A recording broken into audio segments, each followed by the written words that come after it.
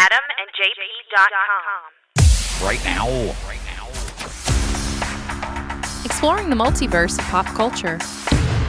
This is Podcasserole. An Adam and JP show.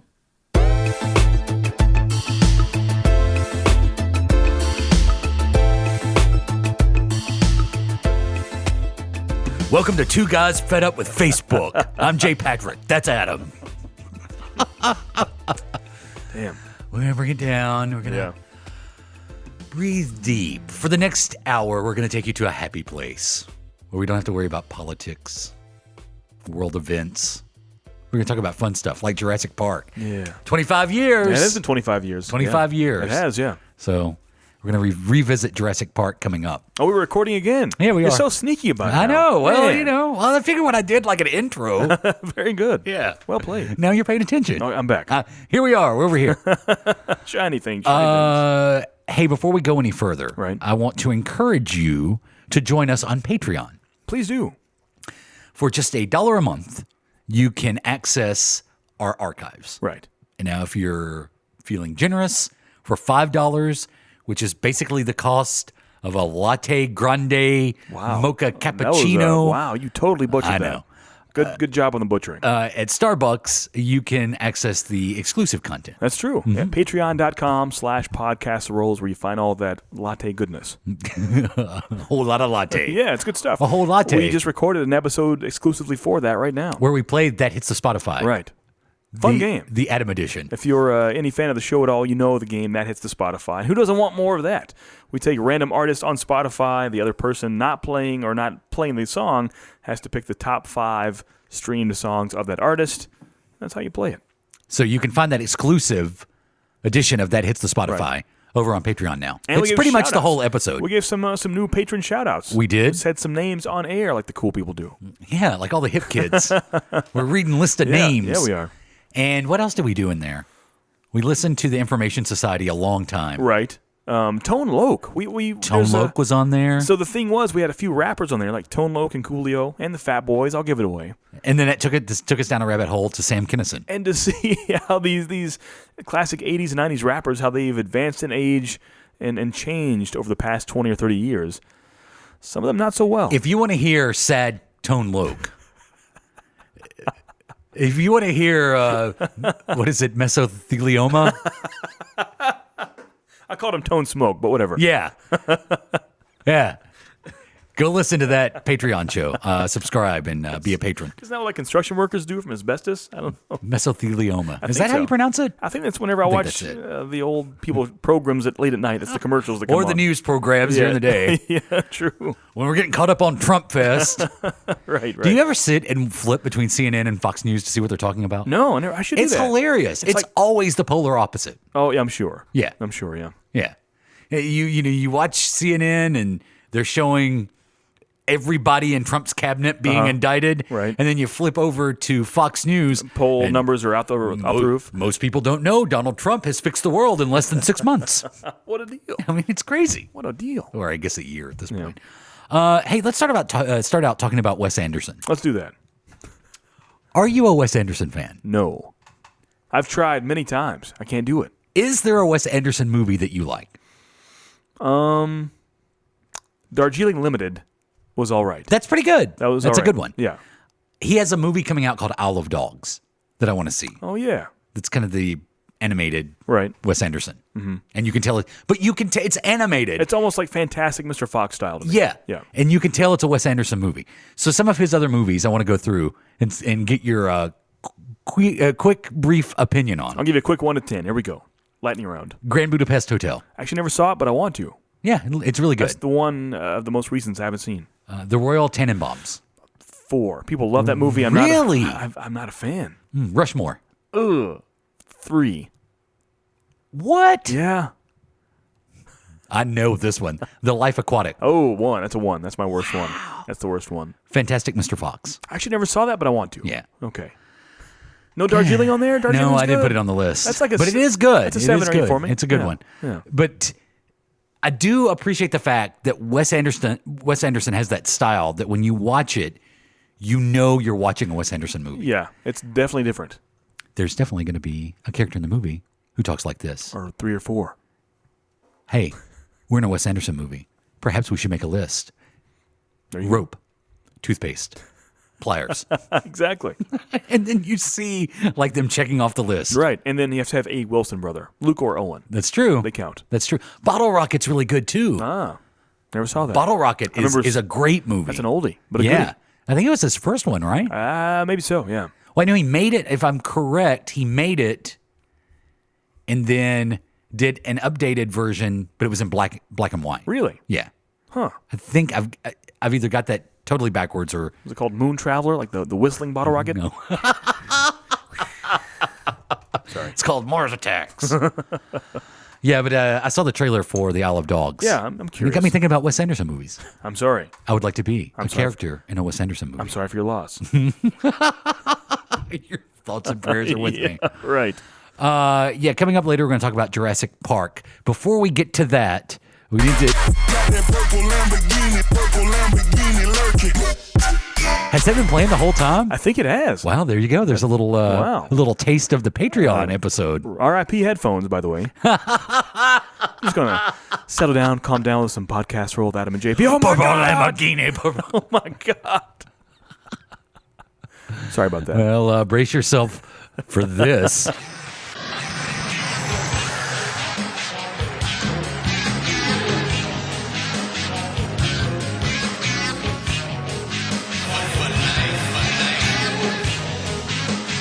Direct this week from Cambridge University, Adam. They've released a report about artificial intelligence. Interesting. Okay. I'm intrigued. Proceed. Cambridge University warns that rogue states, criminals, and terrorists could use AI to wreak havoc around the world. Mm-hmm. They go on to say a wave of cyber attacks where computers use speech technology to impersonate the targets or carry out superhuman hacking, taking control of drones, driverless vehicles, and autonomous weapon systems on the battlefield are all a possibility with the advancement of AI. So Skynet is almost a reality. Skynet is almost a reality. But they wouldn't make this from the get-go with the idea of it being negative. It's a positive but thing. they're just saying that in the advancements that we're making in the AI field, they could see a point in the near future, within the next decade, that rogue nations or rogue states, terrorist groups, could possibly hijack the AI and do all I could this. see the advancement. I mean, think about 200 years ago, the idea and concept of an automobile was not even in existence. Like, no one had an idea what a car could be. And now we're pretty soon off, I would say the next 5 or 10 years, where we have quite a few self-driving cars on the road. Mm-hmm. It's with, true. Pretty much their own thoughts, their brains, their own movements. Mm-hmm. Of course, you're programming to do that, but it is possible to do it if it's programmed. And so it's advanced that much in 200 years from not having any idea. It's like thinking right now there's something out there. We have no idea of the concept of it even existing. But in 200 years, we'll rely on it every single day, and it'll be so reliable it can think for itself. Isn't that weird to think about? There's something right now you don't know exists. In 200 years, our people, our great-great-grandchildren will use it every day. I got to be honest. I thought it was going to be the Miracle Ear in the 90s. Yeah? Do you remember the Miracle Ear? No, what is that? Sounds like a Disney movie. It was like a headphone that you would put in one ear, and then you had this box and it would amplify sound. Yeah. You could point it in one direction. Yeah, and in the commercial, it showed like the old man sitting at the table in the restaurant, and he was pointing it over to the young girls, Oh, wow. the table behind him, and listening to their conversation. I think I really thought it would be the Miracle Ear, but I was wrong. I think they repackaged it as the Whisper 3000. That's I've yes. seen that. Yeah, Yeah, the Whisper 3000. They use it for an old man in his late night shows while his wife is in the bed. That's happening to me, by the way. Cronkite's on, Betty, shut up. That's starting to happen to me. Really? Yeah. Oh, wow. My wife, I mean, years of headphone usage. I would say on average, my wife has to repeat 4 out of 5 things that she says to me. Really? Yeah. Years of headphone usage? And it's totally compulsive. I can't even control it. This is what happens. Huh? I don't even know I'm doing it. Huh? It happened at work the other day. Someone called my phone. I didn't understand what huh? Wow. Why am I doing that? Huh. Huh? Not even I'm sorry, can you repeat that? Yeah. Huh. Huh? It's not even an H-U-H. It's an H-E-H. Yeah. At least you know you're doing it. The Golden Girl's on yet? Do you ever have that as a habit? Sometimes someone will say something, you'll say, huh? And Yeah. before they can re-say it, you know exactly what they said. Is that just me? I think you're stalling for time so your brain can process what they said. Possible. That happens at least once a day to me, I've noticed. They'll say something, huh?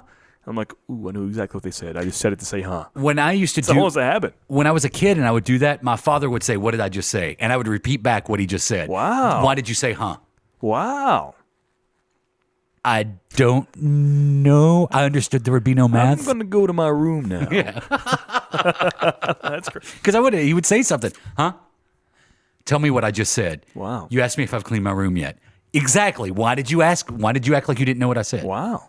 Got to try that Because you're method. either distracted or you're trying to process it.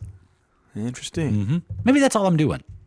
Huh. Maybe I'm so smart. Maybe my brain is just a supercomputer on its own. Yeah. That I'm having to process all of this. Yeah. And I have to stall for a little time. Right. I got to buffer. Yeah. It's just my brain buffering. I'm not hard of hearing. It's my brain buffering. You're like Rain Man. He always said, huh, right? Huh. Huh. Did he? Nope. Did you bring my hummus? So back to the AI. Right. China has vowed to build a $150 billion wall. No, I'm kidding. A $150 billion AI industry in the next few years. So my question to you is, and we've kind of touched on it already, is it possible that AI could end up being the end of mankind?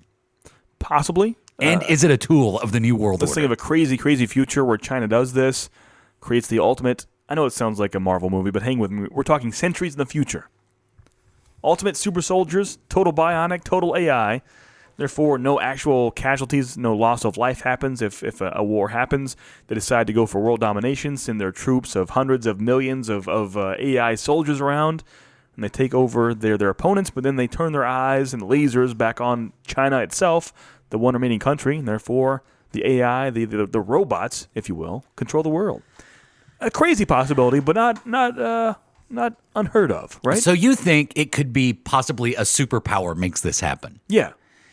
And then they turn on them. If they make them so smart to do things on their own, who's saying they couldn't turn the crosshairs? To put my conspiracy theorist hat on, which I'm not, by the way. foil. If you listen to the show, you know I'm not really.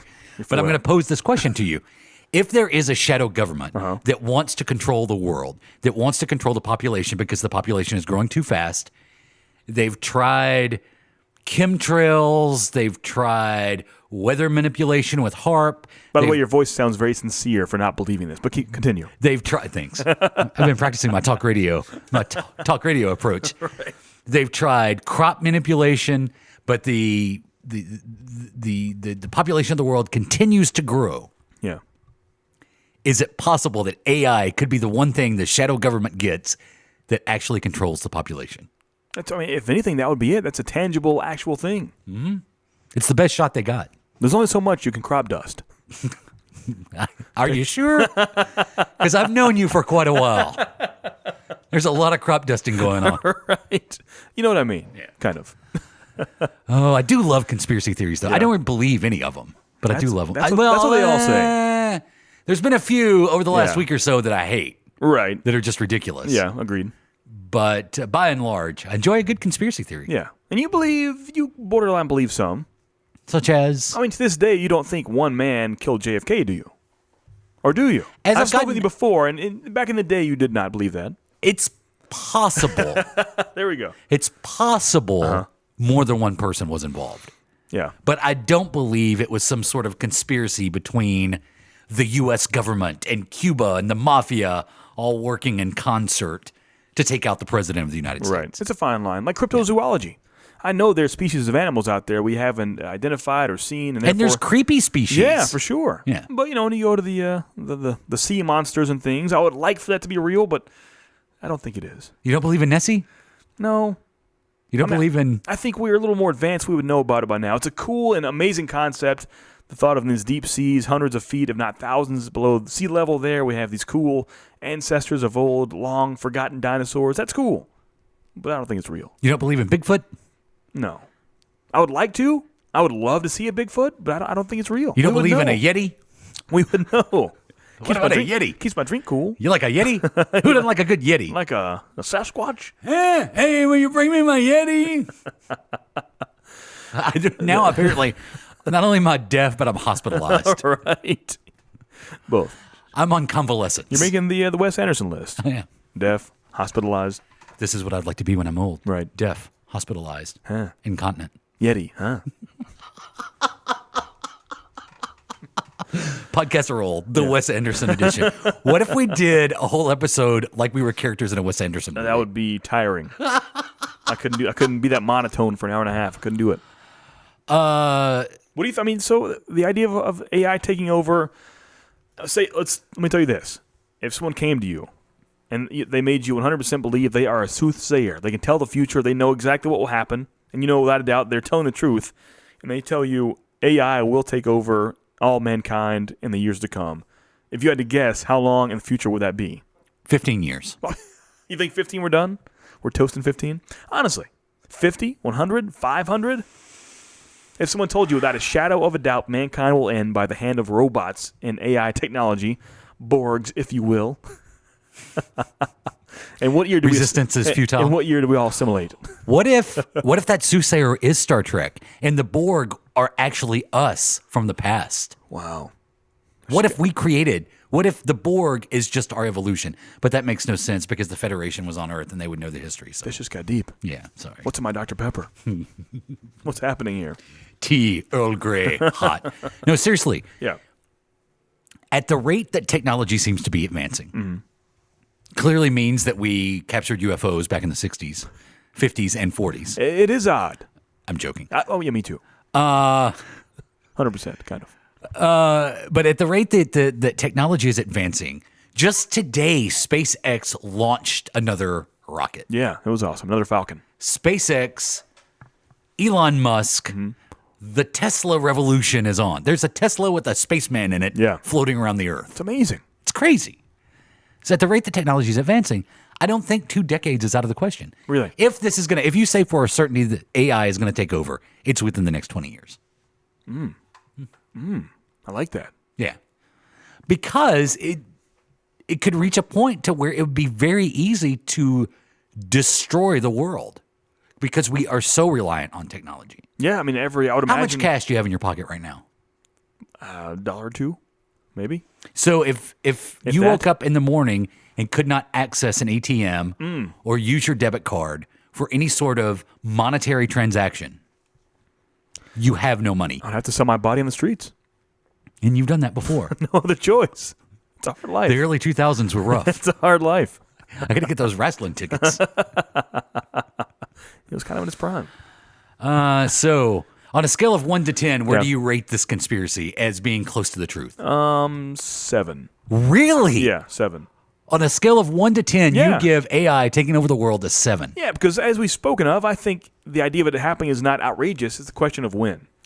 And this is this is legitimate. Yeah. This is Cambridge University honestly, releasing this. Even something as crazy as 400 years from now, if you heard this happen 400 years from now, would you be that shocked? Right. And I would friend Arnold Schwarzenegger. There you go. Bring him back. Genesis.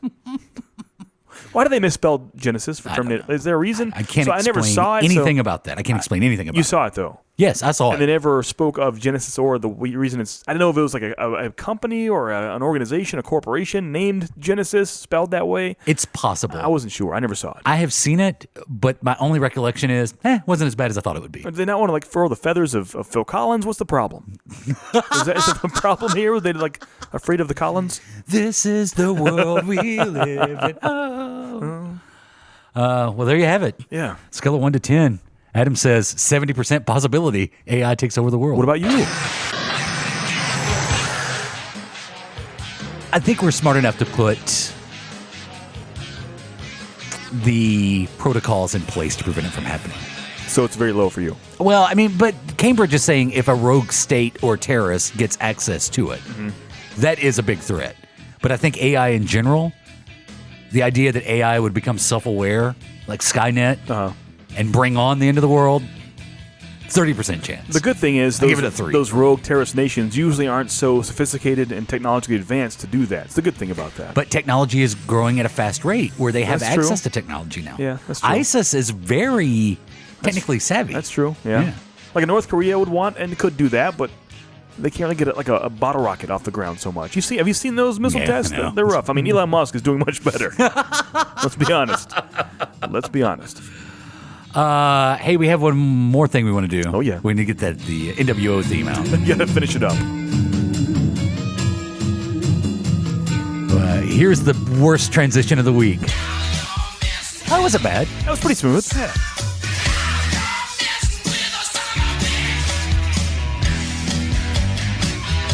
Adam, we have big news to announce this week. Oh, yeah? We're getting an intern. That's what I hear. Yeah. Is it official? It's official. That's amazing. Yeah. So we received a message via ajp@adamandjp.com, the old email, the snail mail. No, that's if you sit down and write a letter. That's snail mail. I sent a snail mail today, but continue. Really? Well, you it wrote was- someone a letter? Not a letter, but it was a delivered Hi. good. This is Adam from a Wes Anderson movie. Hello. I would not email. I would write a letter. This is the letter that I'm writing. In slow cursive, while monologues in my head. Let me see if I can. I don't know. I gotta get to it. Give it Hang all, on, man. Give it hang all. on. Give it 110%. Hang on. I gotta find it. I gotta find it in the email. I'm not prepared. Once again. There you go. And there you have it. Okay. We received a message from Barrett Smith. Hi, JP. This is Barrett Smith. I'm interested in the Podcasserole internship for this summer. Nice. So I wanted to send you my resume along with the cover letter. Thank you and God bless, Barrett. Awesome. That was summarized, but that's good. No, that was the letter. Yeah. And then there's the resume. Right. I won't read the resume on the air. Yeah. Well, the cover letter was longer than that. He gave like a detailed of why he should be in things. Oh, that's true. I Yeah. should read that. Yeah. I should read it's the cover long. You don't letter. have to if you don't want to, but I'm saying there was good info in there from Barrett. Yeah. What's some of the highlights that you think you pulled out from that? His vast knowledge of comic history, Star Wars characters. He knows almost everyone except for the expanded universe. That's true. Yeah. Stuff like that. I think it's good to have for an intern for a show like this. It would be perfect. Yeah. So this summer, we are going to bring Barrett on board Right. as our official Podcasserole intern. That's pretty awesome. The PCI. We've never had an intern. Yeah. And we are going to incorporate an intern segment into some of our episodes throughout Yeah. the summer. And I've thought about it. Mm-hmm. Can I give the name we thought we should use for him? Yes. So, if you know about the podcast, we'll hear it all. Be a fan of wrestling, pro wrestling, or not. You know, we like it. And every few 4 or 5 weeks or so, we talk about some wrestling. We can't help it. It just comes up. We may or may not talk this week. It may be next week. But Okay, that's continue. good. Yeah, that being said, though, we're decades-long fans of pro wrestling. We live in the South. You kind of have to be living here. But with that being said, 10 years ago, 5 years ago, the past decade or so, there was a big wrestler by the name of Bad News Barrett. Wade Barrett. Wade Barrett. And in his latter years, right before he left, he had his biggest gimmick so far, I would say, with the gimmick of Bad News Barrett. Bad News Barrett. I got some bad news for you. He would come out, and he was a heel, a.k.a. a bad guy, but as time went on, he was one of those heels that the crowd began liking. And he would come out, and his intro would always say, I've got some bad news for you. And with all the bad stuff happening in the world today, and the bad news, and just the news in general is kind of like a Yelp review online. Like, people only talk about it if it's bad. We need more good reviews. We need more good news. So let's bring in Good News Barrett. He will be Good News Barrett. I like that. Which Wade Barrett was Good News Barrett. Was he really? When he made the face turn. I didn't know that. I never saw. Well, never, Right before he left, he was it. Good News Barrett. Dang it! I didn't know that. I meant to tell you that. Maybe we can't use Good News Barrett. We're going to use it anyway. I like Good News Barrett. And we have 6 months. We'll find a different name for him. That's true. Yeah. So starting, I think, you think, when do the kids get out? May? May, June. Yeah. Huh. So May, June, Yeah. through the summer, we're going to bring Barrett on. And my mission is 2 things. He get to experience the wonderful world of podcasting, It's pretty fun. which is just sitting in my garage. Pretty fun. And secondly, I want to tap into the vast knowledge that he expressed in the letter that he sent, the cover letter that he sent. Yeah. So look for that summer 2018 on Podcasserole. Good News Barrett. Yeah. Will be on this show. I think this world needs some good news right now. We're going to bring it to you. I think so.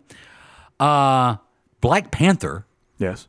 is blowing just, it up, isn't it? Just a monster at the box And I'm office. so angry. I haven't seen it yet. I haven't seen it yet either. I'm going in the next few days, though. I have a babysitter lined up. Oh, good. That's where it has to be now. To see a movie, I know, you have to have a babysitter. have to have a sitter. So I'm like, oh, this is going to be great. May is going to be awesome. Han Solo, Infinity War, Deadpool 2. I don't have a babysitter. I'll see them all in September. Yeah, it's going to be awesome. When they're on Netflix. Yeah, exactly. But in a few short days, I'm going to see some Black Panther. I'm excited. At the time of this recording, it is still 97% fresh on Rotten Tomatoes. Wow.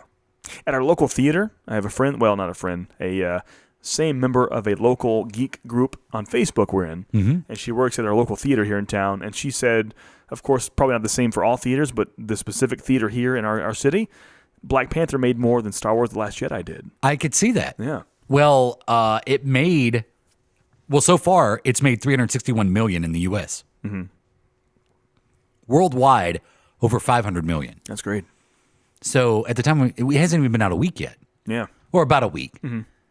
So in the first week, it's made more, here's perspective, than Justice League made in like a 6-week run. That's great. Mm-hmm. That's awesome, right? Yeah. I like it. So I can't wait to see Black Panther. I've heard nothing but good things, too. I've heard all good things. I'm so mad because I'm seeing sponsored posts from people selling T-shirts of jokes from the movie I don't get. Oh, that's the worst. What's that like? I saw one today of, I didn't know what was happening. It was Black Panther, and it said, hi, or hey, Auntie. Like A-U-N-T-I-E, hey, Auntie. I can't wait to know what that means. A thought bubble over his head, and people liked it and shared it. I'm like, what does it mean? What is hey, Oh, Auntie? this is great. It's my favorite. What are you talking about? Can you imagine not seeing Guardians of the Galaxy 2 and seeing all those Mary Poppins jokes and like, what is happening here? Yeah. What's up with Mary Poppins? Is Mary Poppins in the movie? I don't get it. It's like that. It hops up everywhere. One last thing before we go to break. McDonald's, today, the day we record this. Was today the day? Thursday night. Was today the day? McDonald's is bringing back Oh. the Szechuan sauce. Oh, really? Yes. That's funny. Now, you remember they did this last year. Is this official or a small limited time? This is official. Wow. McDonald's says they're prepared. They've got something. They have millions and millions of packets. That's good. Like 20 million packets of Szechuan sauce. Because last year it was not good. It wasn't pretty. Yeah, and this all comes from Rick and Morty. Right, yeah. And they've played into it. You can go to wewantthesauce.com. There's a whole backstory as to what actually happened to the Szechuan sauce. Mm-hmm. And there's a three-part podcast you can subscribe Really? to. Yeah. That's pretty awesome. Yeah. But they're doing the whole sleight of hand thing. Like they took away cheeseburgers from Happy Meals. Like, don't worry, guys. Here's some Szechuan sauce for you. Works for me. No? I feel sad that my daughter's going to grow up in a world where she can't have a Happy Meal with a burger. But honestly. when your daughter's elderly, she'll be grateful. Yeah, but that's kind of Hey, magical. when your daughter's in her 30s, she'll be grateful. It's kind of magical. Don't you have great memories of a Happy Meal, a toy, and a cheeseburger? Now it's a Happy Meal. Yeah, I've got great toy memories. and a salad. And high cholesterol. So I guess it's a push. It's a win-win, huh? Yeah. Win some, you lose some. Have you ever had the Szechuan sauce? I never have. McDonald's? No, never did. Never. You remember? Like it was a promotion for Mulan. Right, yeah. When Mulan came out, the Disney film. I'd imagine It really is fantastic. What's like a sweet plummy duck sauce? Like, I mean, Yeah. I can imagine it. Yeah. I can taste. It's pretty good. It's like a hibachi grill in your mouth. It's awesome. Like I used to go to back in the days, Panda Express. They have what's called a plum sauce there, which sounds disgusting. Never even had a plum. Don't want to have a plum. But delicious. But the plum sauce is amazing. Mm-hmm. Yeah. Plums and prunes, I stay away. For this limited time, I don't know how long it is. Yeah. If you've never experienced the Szechuan sauce at McDonald's, Right. go get you 5-6 chicken parts, Chicken giblets, random chicken parts, mushed up chicken junks. and try the Szechuan sauce because it's really good. Are you a nugget hater? Kind of. Really? But it's only stuff that's happened in the last few years. Answer me this. Because I used to eat a lot of McNuggets. Right. If you were given $5 per McNugget, what's the maximum amount of McNuggets you could consume? If I was given $5. $5 per McNugget. Per McNugget? Yeah, per McNugget. Like realistically? Yeah, honestly, yeah. I've knocked out a 20 box before. Oh, yeah, easy. Yeah. Easy. Do you think you could do 2? 2 what? 2 20 boxes? Yeah. For $5 a piece? Yeah. Oh, yeah. I'm going to say that's my limit. So $200. How about 20? How about 30? 30? Okay. A 20 box and a half. Okay. 30. So $150 for 30 nugs. Yeah. Sounds like a drug deal here. I know. What do you think you could do? I could do 40, I think. I think you it's do 40. 220 boxes. Yeah, I have to have a little bit preparation. You couldn't like hit me after a meal, like, oh yeah, by the way, but you give me a good 12-hour prep. Yeah. I could do 40 nugs. So you're going to try to get 2 Benjamins out of Yeah, it. I can do that. Yeah. Be a little sick. Is it the HQ influence What do you mean? that we're trying to come up with Oh, fun? Maybe so. I didn't think about that. It's that it? possible. It's very possible. Yeah. How do you do on HQ, by the way? I usually get around 4 or 5. It's about as far Most as I've gotten's 8, Oh, wow. Nice. but I have gotten out on the first question before. Really? Mm-hmm. Really? Those are Yeah. usually super simple, right? It was a couple of nights ago. Wow. I guessed the wrong song. Wow. It was like, this was the first song released, blah, blah, blah, blah, blah. Oh, it was that. Wow. I was out. Yeah. First question. Yeah, HQ of the app. Check it out if you haven't done so yet. You told me about it. I had no idea what it was until you told me about it. What do you think of the host, Scott I love Scott. Rogowski? I love him so do much. you really? He's my favorite person on earth. Wow. I follow him on Twitter. I love his Instagram account. Uh-huh. Because when he wasn't there for a few days, people were mad. I know. Free Scott. One night they disabled chat because she had so many haters. Really. Wow. Chat was off. She was like, I don't want to see you haters. Do you even know the name of the other host? No. Yeah. You don't like Rogowski? You don't like Scott? I mean, he's okay. What? I just want to get to the questions. I like that guy a lot. Yeah. I don't want to Great hear. jokes, AKAs. Are they great jokes? They brought in some props tonight, had some CGI effects on there. And the UFO. Yeah. The CGI UFO. I saw the it. And the weird harp doctor's instrument, yeah. Oh, yeah. And that. Yeah. There was one for every question. Yeah, they're stepping up the game. Now you know how far I made it. If I can name 3. Oh, yeah. So, yeah, HQ the app. Long story, I mean, if you don't know about it, it's pretty much you're playing the pot every night, except for special nights, is always $2,500. Usually a little over 1 million people start the game out, and you have to answer 12 questions correct. If you miss one of those questions, you're out. And, of course, as each question progresses, less and less and less people are still standing. The last remaining few, it's usually around, 50 to 100 people, usually? Yeah. And so you get around 50 to 25 bucks every night if you're one of the remaining winners, but you have to get all 12 answers correct, and some of those are very, very tough, I think. 15 grand on Sunday nights, Oh, right? yeah. Is it every Sunday or just that one Sunday? I think it's every Sunday. That's awesome. Yeah. Nice. A 15 grand. That's cool. Round. Yeah. And it's 15 questions as well, right? Mm-hmm. Yeah. 15 Qs. Yep. Q1. Numero uno. Numero uno. Love Scott Rogowski. Jurassic Park. Yeah. 25 years ago. Oh, I'm so excited. We realized that we talk about Jurassic Park a lot. Uh-huh. We've never sat down and actually talked about Right. Jurassic Park. Yeah, I'm excited for this. But those days are over because we're going to do that. Next. You gotta ask yourself one question, punk. What the hell is a cigar nerd? Welcome to the Cigar Nerds Podcast. It's the only show where 2 guys smoke cigars and talk about nerd culture. Do you like movies, games, comics, sci-fi, pulp culture, and beer? Do you like science, nerd news, explosions for no apparent reason?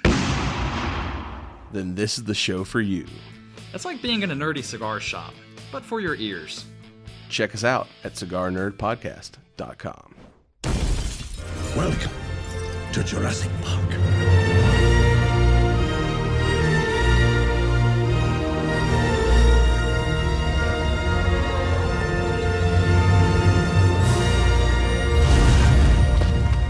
Dinosaurs and man, 2 species separated by 65 million years of evolution. How can we possibly have the slightest idea You feel that? of what to expect?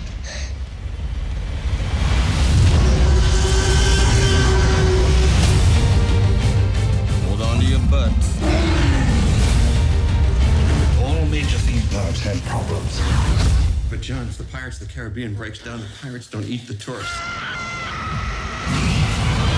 Sounds from the 1993 classic Jurassic Park. It's a classic line. Hold on to your butts. It's still funny. Sam Jackson. I still laughed just then. I did. Yeah. Yeah. I like if the Pirates of the Caribbean break Right. down, the pirates don't try to eat the tourists. Right. Yeah. It's scary, but they don't try to eat you. It know- is scary. I know from experience. It's very scary. It's very scary. It's creepy. It's more Right. creepy than scary. Yeah. Yeah. I mean, my life was, on the line. We're talking about Pirates of the Caribbean. Exactly. If Break- it gets shut breaking down, down. Yeah. while you're on there. Yeah. Because especially if they shut the music off, but the animatronics keep going. Uh-huh. It's really You creepy. hear the. Yep. All that AI. Yeah. 1993, Jurassic Park celebrating 25th anniversary this year in 2018. Right. Take me back to a young Adam. Yeah. This had to be one of the first big movies you experienced in the theaters that you have memory yeah. of. It was, yeah. Yeah. Yeah. One of the first big ones. First was '89 Batman, but I was super young. Yeah. This year I had hype going in beforehand. Batman was kind of my mom saying, "Hey, this is out today. Let's go see it." Where Jurassic Park, like you said, was kind of that pre-love to it. Like, this is the first time I had a fandom before I saw a movie. Like, I was hyped for seeing trailers and commercials, buying toys, and seeing stuff around there. I didn't know what that JP logo was, but I loved it. It's me. Yeah, but there you go. It's fate. But yeah, it was a magical time. So is it fair to say that Jurassic Park is in your top 5? Top 10. Top 10? Yeah. Okay. Top 10. I mean, it was a big deal. But the music is stuck in your head forever. Oh, of course, yeah. I mean, it was my wedding music. Yeah, I know. It was a big deal, yeah. Man, I was expecting a T-Rex to just jump out. It was, yeah. I mean, all the parts are there. At the time, some of the best graphics you'd seen, a mix of some CGI and animatronics itself. The director of Spielberg, the music by John Williams, the acting of Goldblum. I mean, it's a win-win all around. It really is. And for me, I was a big dinosaur fan before that, but that really just multiplied that love of dinosaurs big time after that. Do you believe dinosaurs came from birds? Do you think they had wings? Yeah, I think so. Yeah, it's kind of a fact now. They almost had feathers and things, right? Right. Yeah. Yeah, this is the Because story. Dr. Grant kind of hints at that. Right. At the beginning of Yeah, it. he did. Yeah. The whole chicken and the claw thing. Uh-huh. Yeah. But this is, I forgot where I was going with that. It's a story. Yeah, this is what got me on the train of loving dinosaurs so much. The story I told you about with my dad under my treehouse planting dinosaur bones. There were chicken bones under the grass. He told me stories that dinosaurs ruled and roamed these lands back in the days. To start searching, he would point to spots for me to get a shovel and start digging in the ground for dinosaur bones. I was a dumb kid. I fell for it. I was 8 years old, but the chicken bones got me. But I just fell in love with just that. I mean, I was 8, didn't drink coffee. I would go to the store and buy a Jurassic Park coffee mug. I went to the Nashville Zoo in 1993 and bought a Jurassic Park coffee mug. Still have it. I don't drink coffee, or I didn't back then. I think it's fair to say that the big supersized meals that we get at McDonald's and now Burger King, I mean, everybody has like an upsized value meal. That started with Jurassic Park. Did it really? And McDonald's, because they had a deal at McDonald's where you could Jurassic size your meal. So you would get a bigger drink and bigger fries. I didn't know that. That's funny. Along with your heart attack inducing sandwich. And I remember the Jurassic meal at McDonald's. Started with Jurassic Park. Yeah. And then it was so popular that when the promotion was over, they just they went with super size. Still have it. Here's your biggie. Yeah, you want your super size? I miss the biggie size. Remember Winnie's biggie size? Biggie size. Yeah. I miss Biggie. So Jurassic Park And Tupac. was the highest grossing film of 1993. And this is, once again, a Spielberg movie, like I said. And I'm going to go on a small sidetrack. I know we're doing Jurassic Park talk, but it made me think, and I looked it up, why Spielberg is so, I guess, likable, so profitable. So in the years of 1975 with Jaws, 81 with Raiders of the Lost Ark, 82 with E.T., 84 with Temple of Doom, 89 with Last Crusade, and 93 with Jurassic Park are all the top grossing movies, all by Steven Spielberg. Why? What does he do that's so, I mean, those movies aren't fantastic. They're enjoyable. But I've never understood the love, and I'm not bashing them. These are some fantastic movies, some of the best. But what is so special about those movies he makes? Are they thoughtful popcorn movies? That sounds like an insult, but it's complimentary. Yes. Okay. long question, short answer. I like it. Because starting with Jaws, when you investigate the way he made that movie, the way he shot things, the way and it's almost like a Hitchcockian influence in Jaws, where he tries to build suspense. And truthfully, making Jaws might have made the type of filmmaker that Steven Spielberg was, because he was forced to do different things because the mechanical shark kept breaking down. Right. Bruce, Yeah. the shark. I'm sure you've heard these stories. Like the shark didn't work half the times. So that's why there's shots in Jaws where it's the shark, but it's just the buoys being dragged across the water, or the oil cans being dragged across the water, because they couldn't get the shark to work, and he had to finish this movie. So it forced him to try different things. And I think those tools he has applied in his filmmaking since then. And he has kind of created that he's one of the filmmakers for sure that helped create that blockbuster popcorn edge of your seat film. But there's another aspect to Spielberg's filmmaking that helps play into this. The characters that he develops or the characters that appear and the way he directs these characters, their humanity is so apparent that you're naturally drawn to them. If it's a good guy like Dr. Grant or Ellie or Malcolm. Ian Malcolm, Yeah. there's like they wear their humanity on their sleeve. So you're just drawn to that character instantly. And then the bad guys are always, it's like the humanity level is totally vacant in them, like the lawyer, like Newman, exactly. Wayne Knight. Yeah. Is it Nedry? Yeah. Those characters, they're like, even in Raiders of the Lost Ark, when you look at the guys after Indiana Jones, there's no humanity in them. Yeah. Just a screenshot of that, you can tell who's good and who's bad. Exactly. Yeah.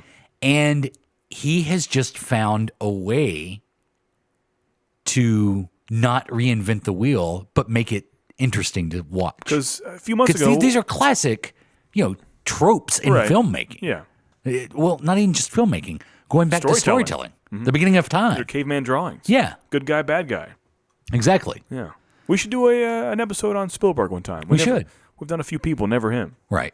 So you're saying in that regard, he's does the summer blockbusters, highest grossing, but adds some humanity to it. He's kind of the thinking man's Michael Bay, the thinking man's James Cameron, pretty much. Right. Okay. And I think as we will experience this year with Ready Player One, he has a way with technology that always seems to be when he wants to. Now, he hasn't, in the last few years of his filmmaking, it's obviously been more story-driven. Right. That's why I'm very curious about this Ready Player One. Yeah. He's 71 years old and Right. making a movie appealing to 20 to 30-year-olds, really? With the DeLorean from Back to the Future? Yeah. I don't know. I think it's the kids that grew up watching his movies. You think so? Yeah. I think it's the 40 and 50-year-olds. I guess so. I mean, Yes. I think, yeah. But do the right? 40 and 50-year-olds want to watch a movie about virtual reality worlds? I don't know if they do. Well, I do. Yeah. I guess so. You're a little bit different. You know that. I mean, That's true. Yeah. But I think that the technology, the special effects have always been a big part of the Steven Spielberg blockbusters. And Jurassic Park is a prime example. The effects they developed for that film that revolutionized computer-generated effects in movies going forward.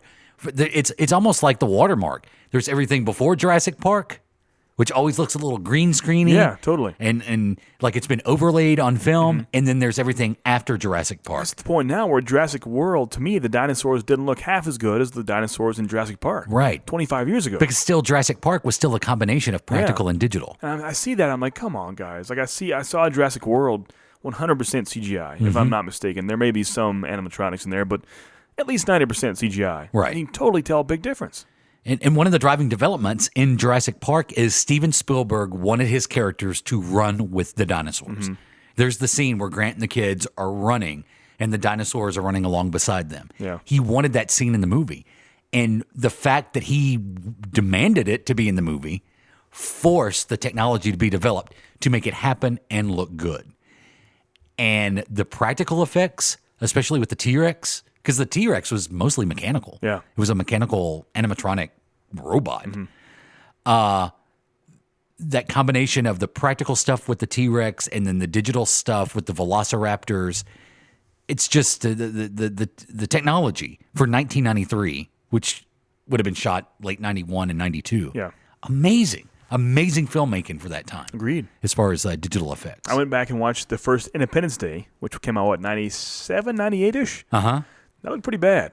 There's some bad stuff in Independence that Day. CGI and the effects in that movie, I don't remember that being so bad, but it looked terrible. Jurassic Park's still better. Yeah, that's what I'm saying. Yeah, and it's a few days later. That was half a decade earlier. Compare it to another CGI-heavy movie of the time, Lawnmower Man. Ah, yeah. Go watch Lawnmower Man, which is supposed to be this, it's about virtual reality, and this is the virtual reality world. It's terrible. It's Right. all that polygon, bad shading animation that looks like test animation. Lawnmower Man looks like a movie of test animation. It looks unrendered, yeah. Right. And then watch Jurassic Park. Agreed. And it's just amazing. Now, I'm biased, so I'm going to pose this question to you. Okay. Do you think Jurassic Park still holds up 25 years later? I really do. I saw it pretty recently, and I think so. Yeah, there's nothing really in it that dates it too much.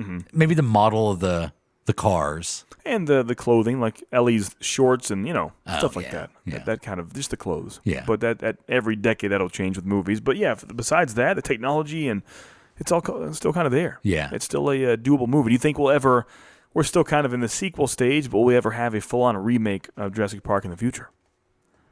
Where they'd go back and just recreate those characters? Yeah. Not now with Jurassic World. Mm-hmm. Because it's, though technically a reboot, it's still an extension and a sequel. Yeah. Because I think isn't Ian Malcolm in Jurassic World 2 that comes out this year? Small clips. That looks like a small role, I think so. And was there anyone from Jurassic? Yeah. One of the doctors from Jurassic Park that was working on the baby dinosaurs. He ended up being one of the bad guys in Jurassic World. Okay. Yeah. I remember that. Yeah. He stole the specimens at the end. Really? Yeah. Okay. And helped recreate the Jurassic World. Yeah. But here's my question though. Why would you keep going? If every time they do this, it ends in disaster, why would you keep going to Jurassic World? I mean, a lover of that and the idea is there, the money's there, the love of the species is there. Keep trying. It can happen, right? Well, I think it's cool. And doing research for this episode specifically, I found out Michael Crichton had the movie or the book released in 1990, and before it was even released, before it was published, he had many, many major studios, Warner Brothers, Disney, Universal, all bidding for movie rights to the film before the book was even published. And so Universal buys it in 1990, and then Spielberg signs on to direct it in 93. It's a crazy, crazy process to even get it started. Now, am I right? His original book was not called Jurassic Park. It was, yeah. Was it? Yeah, it was, yeah. And so The Lost World was actually the sequel to the book. To the book, Yeah. okay. Yeah. Because that was the sequel movie. And then they had, later on, after that, in the late 90s, I want to say, they had a combined book of Jurassic Park and Lost World, and it was called Jurassic World in the late 90s. Oh, wow. Weird, huh? And now we have Jurassic World. The movie, which is totally unrelated to any Crichton works whatsoever. Right. Except, I guess they still have to say based on characters created by. Yeah. Because he created the T-Rex. So let's give like a subtitle, like, I don't know, Jurassic World, the Bastardization or something. I don't know. Another Spielbergian quality that Jurassic Park has and all those popcorn blockbuster summer hits always have is adventure. Right. Nobody does adventure like Steven Spielberg. From Jaws to the indie movies to Jurassic Park. And stuff you've never seen before. I mean, there's a guy in a Jeep just hauling it down a dirt road as fast as he can, running away from a T-Rex, chasing after him full speed. Yeah. And that classic scene is still burned in my mind of looking in the objects in the mirror closer than they appear, the side mirror of the T-Rex is chomping. Yes. Must go faster. Those are things you've never seen and probably never see again. Goldblum ended up being in Independence Day. Yeah. And apparently the filmmakers of Independence Day, the Emmerich, Roland Emmerich, Right. loved that line from Jurassic Park where he goes, yes, must go faster. As you do. And I love it too. He worked it in, that's why it's in both movies. He has the same line in both movies. Okay. That's pretty funny. So when they're trying to escape the mothership, Yeah. after they delivered the virus, I didn't think about that. Independence Day is so good. Yeah, I like What it. happened? I finally saw the sequel, by the way. Ooh, what'd you think? Oh my goodness! Yeah, I saw that. I think day one in the theaters. The sequel. I was pumped for it. Like there was nothing, Like, no heart, no right? There's no- heart of that, and the characters were there. Yeah. Do you think maybe Will Brent Smith? Spiner was good. Yeah, I guess so. He was fun to watch. Do you think Will Smith saw the script and he's like, nah, man. Yeah. I'm doing Bright. Yeah, I'm going to We're do done Bright. here. What was the movie he did with his son? After Earth? After Earth. Yeah. I'm going to go do After Earth. See ya. So apparently Harrison Ford was offered the role of Dr. Grant for Jurassic Park. Really? And turned it down. Really? How would that have changed everything? I think Grant is more likable without Harrison Ford. And in my opinion, one of my favorite Sam Neill characters. I'm going to say my favorite. I mean, I can't think of a better. Yeah. He's just, usually he plays a character with a lot of darkness to him. And even though there's a little bit, I mean, he scares the kid with the Velociraptor claw at the beginning. He's kind of a jerk kid, though. Yeah, He deserves true. it. He did. Because when the Velociraptor begins to eat you, you're still alive. Right. But yeah, he's a very likable character. Yeah, Very totally. likable Yeah. character. Probably the only Laura Dern character you like. Yeah. Yeah. I had to think about that, but I'm going to say so. Yeah. Wayne Knight as Right. Needry is Yeah. fun to watch. The whole sequence with him in the Jeep. I mean, Barbasol can is iconic. Barbasol can is iconic. For a long time, I used only Barbasol. And once I had so many cuts on my neck, I couldn't breathe anymore. I used different stuff. That Dilophosaurus with the fan neck and the acid spray, the acid spit. It's kind of scary. Another great practical effect. Yeah. Yeah. That was not And it's a digital. brilliant storyline, just in general. I mean, I think we're preaching to the choir here, but the thought that a mosquito back in the day would suck the blood from a dinosaur, go under like amber as it solidifies, die in there, and be preserved in the amber, and therefore the DNA of the dinosaur itself, that's brilliant. I know that's all Crichton himself, but that was a brilliant story. That's a really good idea. The way it's explained through the animation, in the park when you first get there and you have to go through the little ride where they explain how they did it. Yeah. It's so simply explained. Yeah. All this, I mean, that could be a very complicated concept, but with the, cheap animation, Yeah. that's how you get dino DNA with the character explaining it all. Was it just one mosquito they found like that, and they replicated the genetic code, I guess? Is that what happened? I can't remember if it was just one of those mosquitoes or they had multiple. Scientifically, it would have to be if you would have to have a sample for each species, They were right? cloning after a while because they said weren't they all females, and they were, how do they birth? Didn't that happen? Well, that was population control. Yeah. They were trying to control. I think they said they cloned them is how they reproduce more. So I guess it could be from the same DNA source. Yes. But different dinosaurs. I see what you're saying. But nature will find a way. Yeah, there you go. Exactly. But there was the whole thing too where they explained that the DNA code wasn't exact, so they were using frog DNA to kind of fill in the gaps. Splicing almost, yeah. So they were splicing with frog DNA to kind of fill in the gaps of some of the genetic code that was missing. What a complicated movie. I know, but I like it. Adults can watch it and appreciate it. Little kids can watch it like they're running from a T-Rex. It's good. The scene in the thunderstorm, the iconic scene in the car, right, where the T-Rex ends up coming down starts and with the water thumping in. the glass and the way they did that effect was underneath the water glass was a guitar string. Really? And they would just pluck the string and it would cause the ripple in the cup. Because that's terrifying.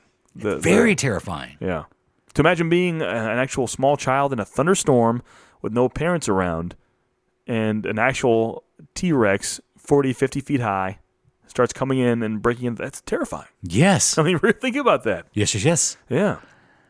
I think the T-Rex roar, the T-Rex cry, I read was a combination of like dogs barking and pigs, and they took all these animals and kind of mixed it all together to make that dinosaur sound. Or That's the one thing T-Rex I've always sound. thought is audio. They have, I guess they could see, I mean, they're just now in the late 20-teens getting an idea of, what a dinosaur would actually look like. Until a few years ago, they thought we were green and scaly like reptiles, but now we're going the chicken route with feathers and more of a bird-like appearance.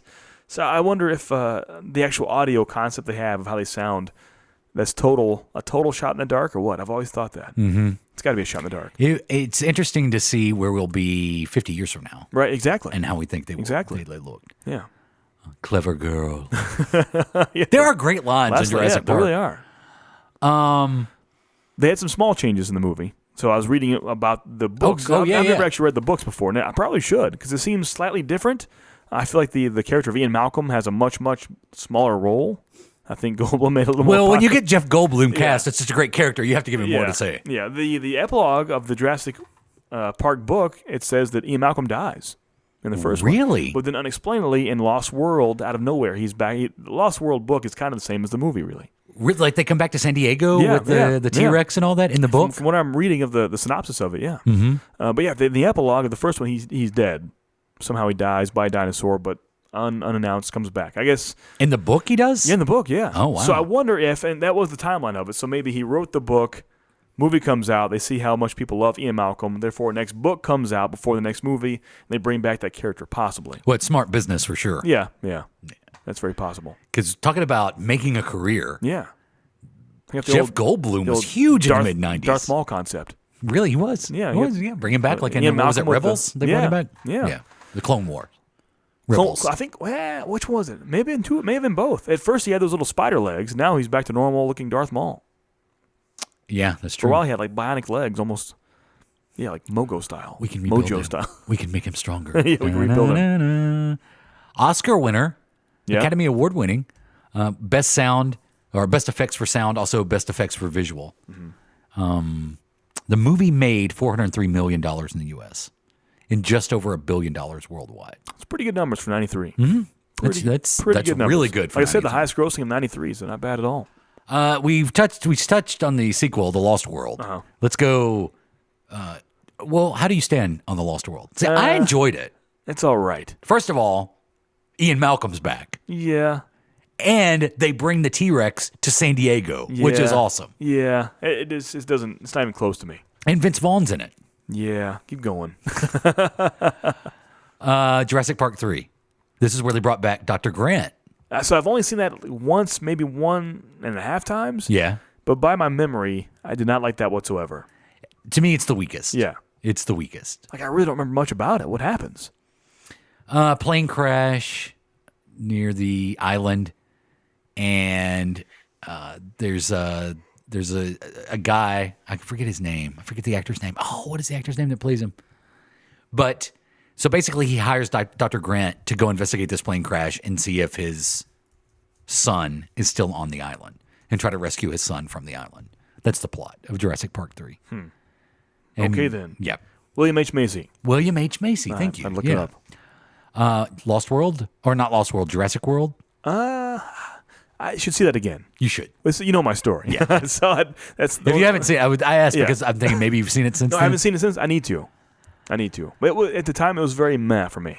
Super hyped, super pumped. Saw it. I'm like, could have been better. Very CGI heavy. I feel like the practical feel was missing there.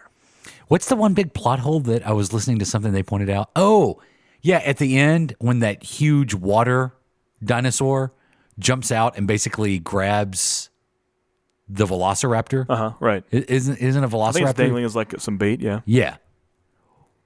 The question raised is, okay, if that thing could do that then, what's to prevent it from doing when everyone, there's a crowd around the That's true. pool? You just eat the people. And just eat the people. What was to prevent him from doing that this entire time? If he can do it at the end. That's true. That was a big part in the trailer. I remember that. Yeah. There were parts of Jurassic World I really enjoyed. I think overall, I could have had less Jimmy Fallon in it. Yeah. Think so? But I mean, I thought it was a fun reimagining and reboot Yeah, for I guess a so. new generation. Yeah. I'm sure there are people out there, much like the prequels of Star Wars, that prefer this over the original. It's kind of crazy, right? Yeah. And so Jurassic True. World I'm is sure there this is. summer. They just announced Jurassic World 3 2021. Already? Yeah. And it's not even out yet, the second one? It's a 3-year gap. Wow.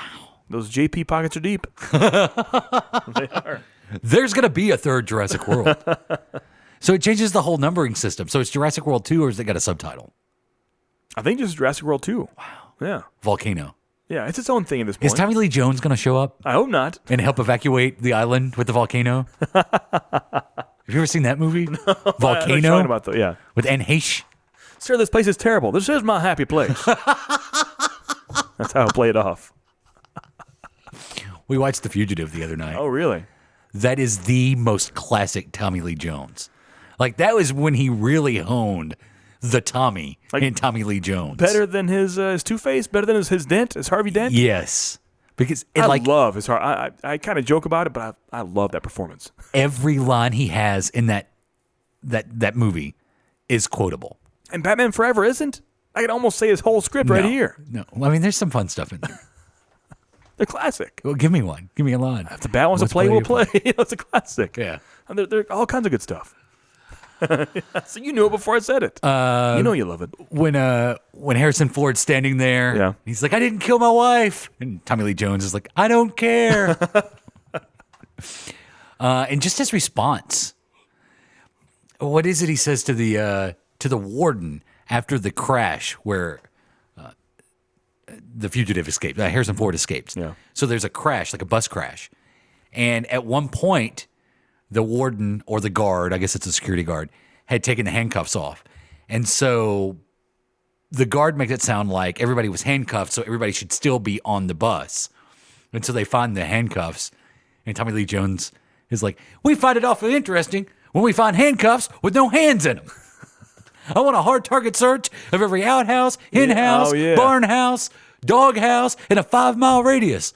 I mean, it's just like classic Tommy Lee Jones every time he's on camera. That's all he can do. You know, he's good. It's a good one dimension. He got nominated for Academy Award for The Fugitive. Really? I don't know if he won, but I know he got nominated. I mean, you know, that same sheriff went off, retired, came back in the force to No Country for Old Men in Texas later on. It's the exact same character. Well, he's a U.S. Marshal. It's the Tommyverse. He's a U.S. Marshal, not a sheriff. Oh, my bad. Because the sequel was called U.S. Marshals. Oh, really? With Wesley Snipes. Was he in that one, too? As the fugitive. Really? Are you serious? Yeah, and Tommy Lee Jones was after him. I had no idea this was the same Tommy thing. Lee Jones was trying to track down Wesley Snipes.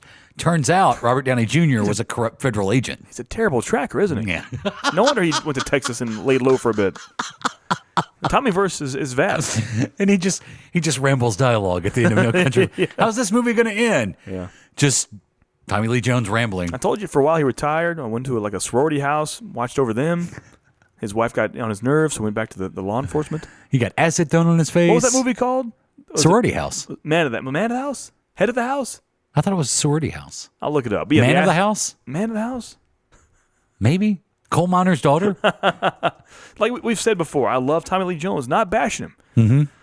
But he's got less than one dimension to him. Now I want to know. Maybe it was Man of the House. I think Man of the House. You know, Tommy Lee Jones is the exact same age as Steven Spielberg. Really? Both 71 years old. Yeah. I know Tommy Lee Jones was college roommates with Al Gore. Really? Mm-hmm. So Al Gore has to be close to that age. Tommy Lee Jones went to Harvard University. I didn't know he went to Harvard. He's a Harvard man. Yeah. Let's find that movie. He has a vast filmography. The Tommyverse is deep. He's been making movies though he didn't start until he was in his 30s. Yeah. Maybe? He didn't make his first movie till his mid-30s.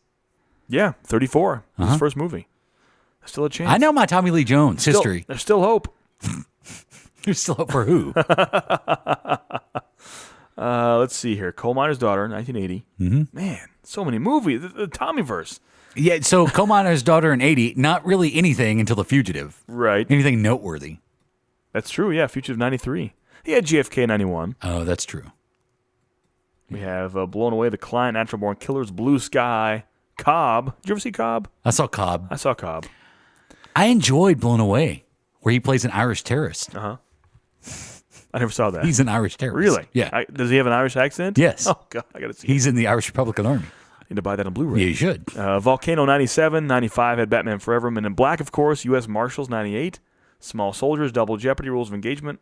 It's a lot of movies. Man of the House in 2005. Man of the House. Roland Sharp was his name. Double Jeopardy was one of those Ashley Judd movies. Because Tommy Lee Jones kind of had the same effect, or the same thing happened to him that Morgan Freeman did. Landed with a huge movie in the early 90s, and it just paved the way for a film career until now. Yeah. There's no stopping the Morgan Freeman. That's true. Or the Tommy Lee Jones. Yeah. Man of the House from 2005 had a budget of $40 million, made a whopping $21 million back. Mm. So you're saying it lost money? Yeah. He is a Texas Ranger in this movie. Well, you know, when you... He goes undercover as an assistant coach to protect a group of college cheerleaders who have witnessed a terrible murder. And that's how we go from Jurassic Park and Spielberg to Man of the House. This is my happy face. This is just my happy face. Do you know... By the way, Tommy Lee Jones not in Jurassic Park. Right. Should be, though. Do you know there's a film coming out called The Hurricane Heist? Have you seen the trailer for this? No. It's a heist movie. Wait for it. Here's the hook. Yeah. It takes place during a horrible hurricane. Look it up. The Hurricane Heist. That sounds kind of cool. No? Sounds better than Geostorm.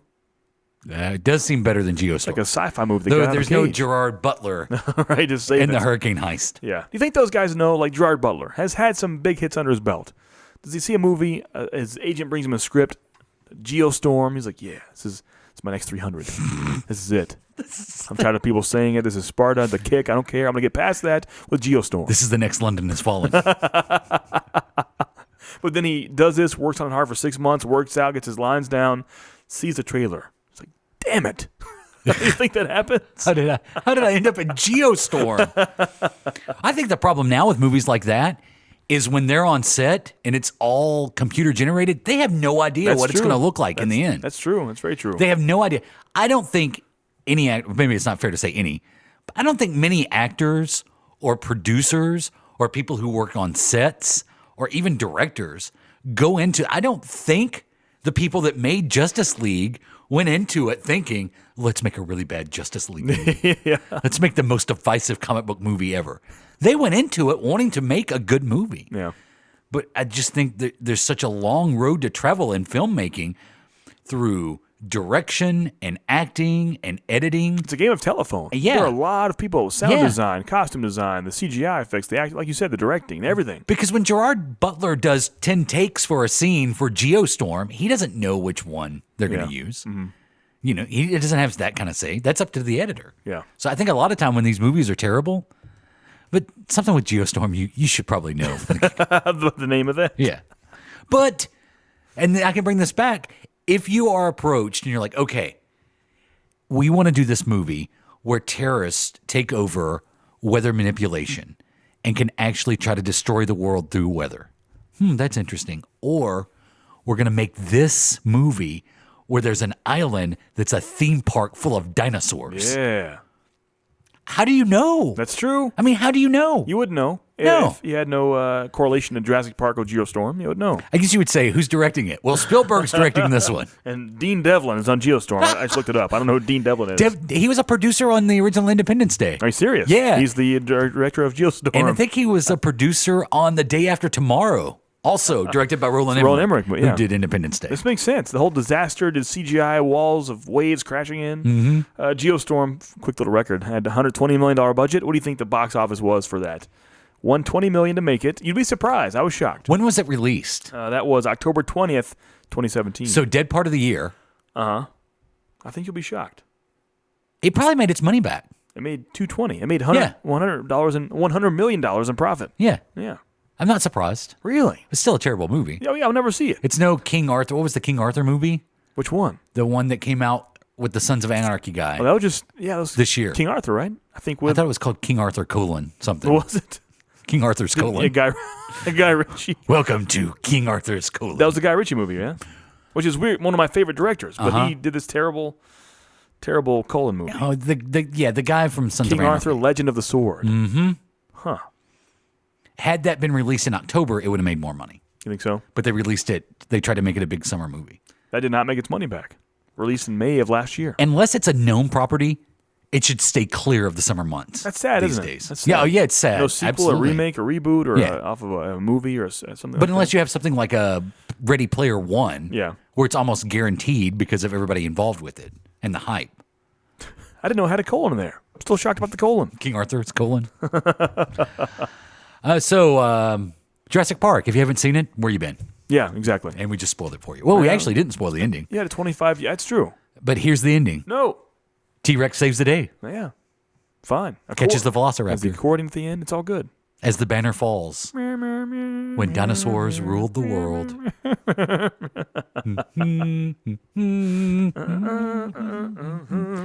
Hey, join us next week. We're going to revisit 1988. Yeah, 5 years prior to Jurassic Park. We're going to go back 5 years. And the films that turned 30 this year. It's crazy, right? Some great movies. You think to yourself, 1988? What happened then? It's all killer clowns from outer space. Don't look it up. No. Because we didn't either. No. I have no idea.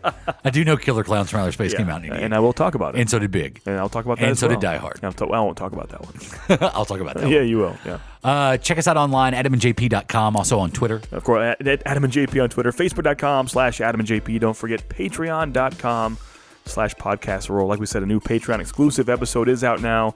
For $5 a month, you can hear that. It's fun, I promise you. I meant to ask you, is there anything else you want to say about Jurassic Park?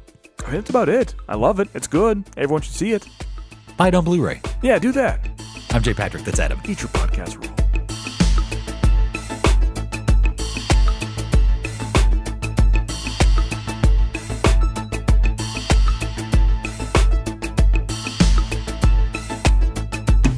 This has been a production of the Adam and JP family of on-demand talk radio. AdamandJP.com. Right now.